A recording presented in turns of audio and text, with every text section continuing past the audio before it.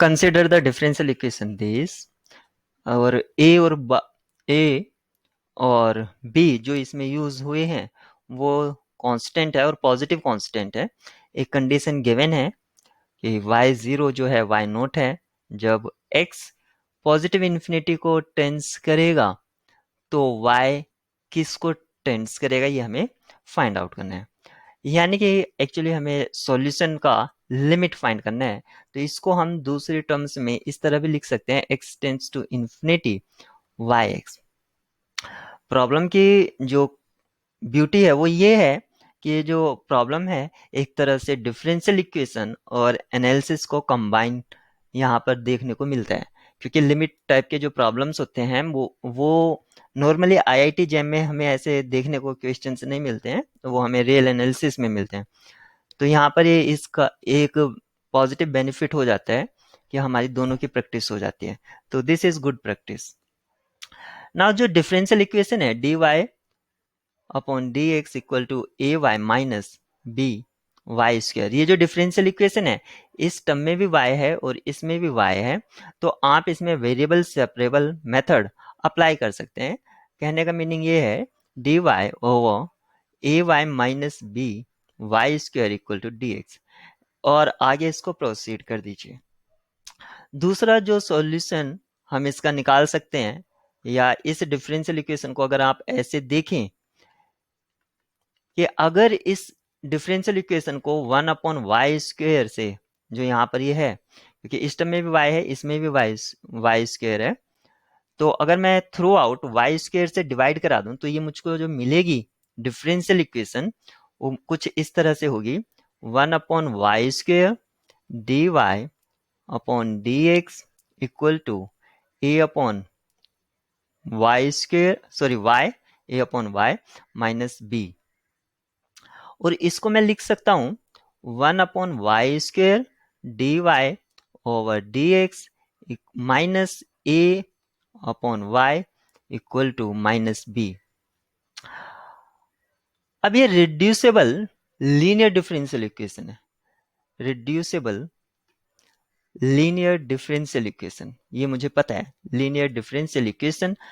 इसके लिए मैं क्या लेट करता हूं, मैं लेट करता हूं 1 upon Y equal to v, तो माइनस 1 अपॉन वाई स्क्वेयर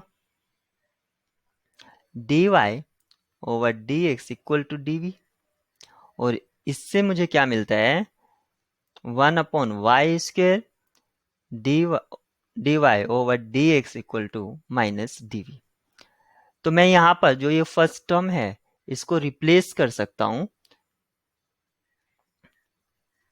यहाँ डी एक्स और रहेगा, इसको मैं रिप्लेस कर सकता हूं इससे, यानी कि minus D V over D x minus ए अपॉन वाई। तो 1 अपॉन वाई जो है v है, तो इसको मैं लिख सकता हूँ minus A V equal to minus B. अब यहाँ पर ये जो डिफरेंशियल इक्वेशन है जो लास्ट में मुझे ऑब्टेन हुआ है वो लीनियर डिफरेंशियल इक्वेशन है और लीनियर है v एंड x में। तो इसका सबसे पहले सॉल्यूशन निकालना बड़ा आसान है। इसको मैं फर्दर लिख सकता हूँ, इसको लिख सकता हूँ माइनस से थ्रू आउट डिवाइड करा दीजिए, तो इसको लिखेंगे D V D X plus A V equal to B. अब ये बहुत ही आसान डिफरेंशियल इक्वेशन हो गई है। इसका इंटीग्रेटिंग फैक्टर जो होगा, क्योंकि यहाँ पर v जो है वो डिपेंडेंट है और x इंडिपेंडेंट है, तो इसका जो इंटीग्रेटिंग फैक्टर होगा आई एफ, उसको हम निकाल सकते हैं e raise to the power integral sign a dx, और इसका होगा e raise to the power ax। ये इसका इंटीग्रेटिंग फैक्टर हो गया। Solution in terms of v and x, in terms of v and x, यहाँ पर ये बात याद रखने वाली है कि जो सॉल्यूशन अब हम लिखेंगे वो v और x के लिए लिखेंगे, ना कि y और x के लिए लिखेंगे। तो जो सॉल्यूशन है उसको क्या लिखेंगे y v into integrating factor e raise to the power ax equal to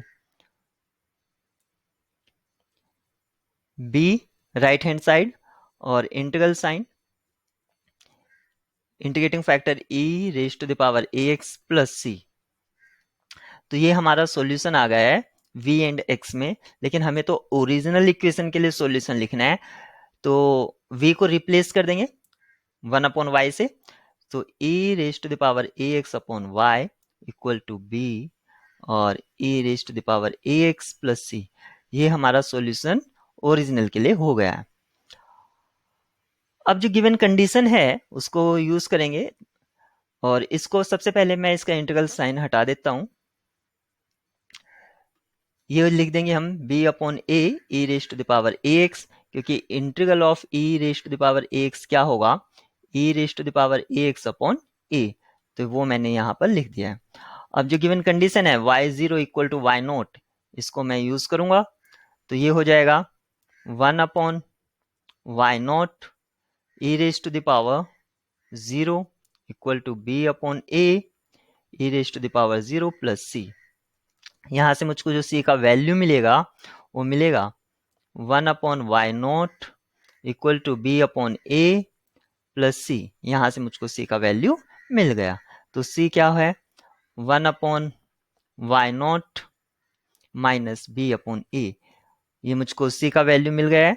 अब इस c की वैल्यू को मैं जो सॉल्यूशन था y के लिए उसको लिख लेता हूँ, तो जो y के लिए सॉल्यूशन था वो क्या था, e raise to the power ax upon y equal to b upon a e raise to the power ax plus c, तो c की वैल्यू लिख देते हैं 1 अपॉन वाई नोट भी कोई कांस्टेंट होगा माइनस b अपॉन a। अभी मेरा सॉल्यूशन हो गया है, लेकिन मुझे लिमिट निकालना था, सॉल्यूशन नहीं, क्योंकि मुझे निकालना था limit x tends to infinity Y X. तो जब भी आपसे लिमिट के लिए पूछा जाए तो जो यहाँ पर टर्म्स आए हैं e raise to the power ax, उसका ग्राफ आपको पता होना चाहिए। तो ये है e raise to the power ax, या आप इसको directly e raise to the power capital X समझ लीजिए, और ये जो है वो है e raise to the power minus x। तो जब x टेंस टू इन्फिनिटी होगा e raise to the power minus x जो है वो 0 को चला जाएगा। तो यहाँ पर इस इक्वेशन को या इस सॉल्यूशन को आप e raise to the power minus ax से मल्टीप्लाई करा दीजिए, तो यहाँ पर मिलेगा 1 upon Y equal to v upon a plus e raise to the power minus ax upon y naught minus b upon a e raise to the power minus ax। When x tends to infinity, अगर हम x को infinity ले जाएंगे तो ये last to terms जो हैं वो 0 को चली जाएंगी, 0 को। क्यों? क्योंकि ये जो लास्ट टर्म है e raise to the power minus X type है, तो जो y है यानी कि 1 अपॉन वाई जो है वो टेंस करेगा b अपॉन a को, लेकिन हमें तो y के लिए चाहिए था, तो y जो है वो टेंस करेगा a अपॉन b। अब देखते हैं कौन सा सॉल्यूशन a अपॉन b देता है, तो b ऑप्शन यहाँ पर करेक्ट है।